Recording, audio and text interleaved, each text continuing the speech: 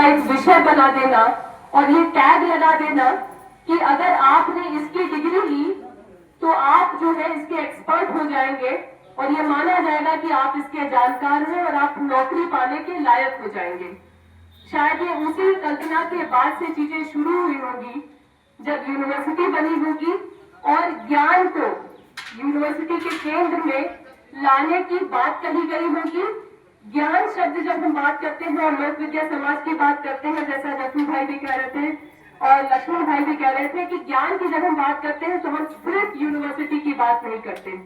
बल्कि हम यूनिवर्सिटी की बात करते ही नहीं है। हम समाज में व्याप्त उन कौशल की बात करते हैं जो समय के साथ साथ व्यक्ति विकसित करता है और उससे अपना जीवन चलाता है और अपने समाज को भी आगे बढ़ाता है। लेकिन यूनिवर्सिटी की कल्पना शिक्षा के इंस्टीट्यूट में बदल जाने की जो कल्पना है, उसमें इस ज्ञान शब्द को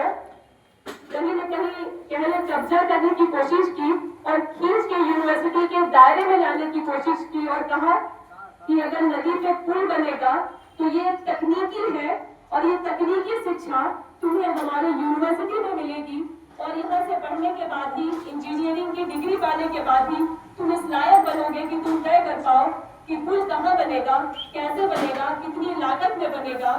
और इसमें कौन शामिल होगा।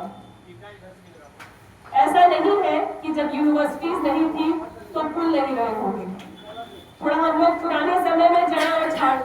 कहीं ना कहीं छाटने की कोशिश करें कि दुनिया में सबसे पुराना पुल कहाँ होगा, तो हमें ऐसे बहुत सारे पुल की कल्पना मिलेगी जो बिना किसी अक्षर ज्ञान के, बिना यूनिवर्सिटी, बिना कॉलेज गए हुए लोगों ने उसका निर्माण किया होगा। आसाम में आज भी ऐसे बहुत सारे पुल हैं जिसमें किसी भी तरह के कंक्रीट, सीमेंट का इस्तेमाल नहीं हुआ है और वहां पे कई टन माल ढोते हुए ट्रक भी उसके ऊपर से पार कर सकती है। वो सिर्फ बांस के बने हुए हैं। ये किसी ज्ञानी ने ही बनाया होगा, लेकिन फर्क बस इतना है कि ये ज्ञान जो है उसमें यूनिवर्सिटी का टैग नहीं लगा होगा। तो ज्ञान और रोजगार, ज्ञान या कह लें यूनिवर्सिटी की शिक्षा, आज के समय की शिक्षा की जो हम बात कर रहे हैं, रोजगार, उसको एक साथ मिलाने की जो गलत कोशिश हुई है, जिसपे आज कह लें कि पूरे दुनिया भर के शिक्षाविदों या शिक्षण इंस्टीट्यूशंस का ठप्पा लगा हुआ है कि अगर आप यहाँ से पढ़ के जा रहे हैं, इस इंस्टीट्यूशन से निकल रहे हैं, तो आप ज्ञानी हैं और बाहर का समाज ज्ञानी नहीं है। एक बड़ा अंतर देखिए जो अपने बीच में अभी सुबह सुबह मिला। जब यहाँ पे बैठी हुई माताओं बहनों ने इसका एक बड़ा उदाहरण दिया। जब दूध लेके एक भैया आए, उन्होंने कहा कि दूध हमारा एक्स्ट्रा है और हमको यहाँ पे दे के जाना है, औने पौने दाम में ले लीजिए, खाली गाय का चारा हो जाए। और उन्होंने जो दाम रखा उस पर सहमति नहीं बन पा रही थी क्योंकि उसका अभी उपयोग नहीं समझ में आ रहा था और बजट नहीं समझ में आ रहा था। दूध का नुकसान न हो, कोई खाली हाथ घर न लौटे, आपस में हम सभी चर्चा कर रहे थे और यहाँ महिलाओं ने 10-10, 20-20, 50-50 रुपए निकाल के तुरंत से भरपाई कर दी कि नहीं, दूध का नुकसान नहीं होगा, कोई खाली हाथ नहीं जाएगा। पैसा उनको जुटा के दे दिया और वो गए। अब इसको तुलना कीजिए कि क्या यूनिवर्सिटी से निकला हुआ व्यक्ति जिसने 2 का 4, जिसको सिखाया ही गया है कि कैसे अपने 2 रुपए को 4 रुपए बनाना है, और वहां पे एथिक्स काम नहीं करता है, वहां पे ये काम नहीं करता है कि आपका 2 का 4 बनाने में समाज में आप विभाजन तो नहीं कर रहे हैं। वहां ये नहीं सिखाया जाता है कि इस 2 का 4 बनाने में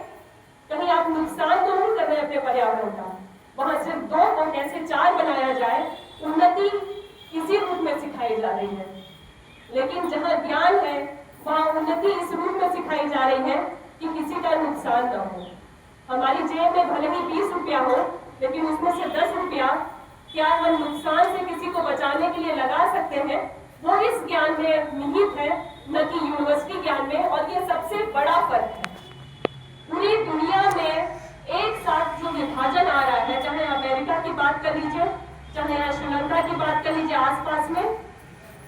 दुनिया के हर देश में ये जो विभाजन है वो इसी वजह से है कि ज्ञान को यूनिवर्सिटी की उस शिक्षा के बरक्स करके देखा जा रहा है और एक टैग लगाने की मजबूत कोशिश की जा रही है कि ज्ञानी जो है वो यूनिवर्सिटी में बसते हैं। अगर आपने यहाँ की डिग्री नहीं ली आप ज्ञानी नहीं हैं, आपको रोजगार नहीं मिलेगा। लेकिन यहाँ पे जितने लोग बैठे हैं वो सभी जानते हैं और मुझसे ज्यादा जानते हैं कि बिना यूनिवर्सिटी में गए हुए भी वो जीवन कैसे अपना चला रहे हैं और ज्यादा बेहतर तरीके से चला रहे हैं। यूनिवर्सिटी में जो गए हैं वो डिग्रियां लेके आज भी भटक रहे हैं, क्योंकि जो जरूरी कौशल होना चाहिए जीवन जीने के लिए, तनाव झेलने के लिए, वो यूनिवर्सिटी में नहीं सिखाया जाता है।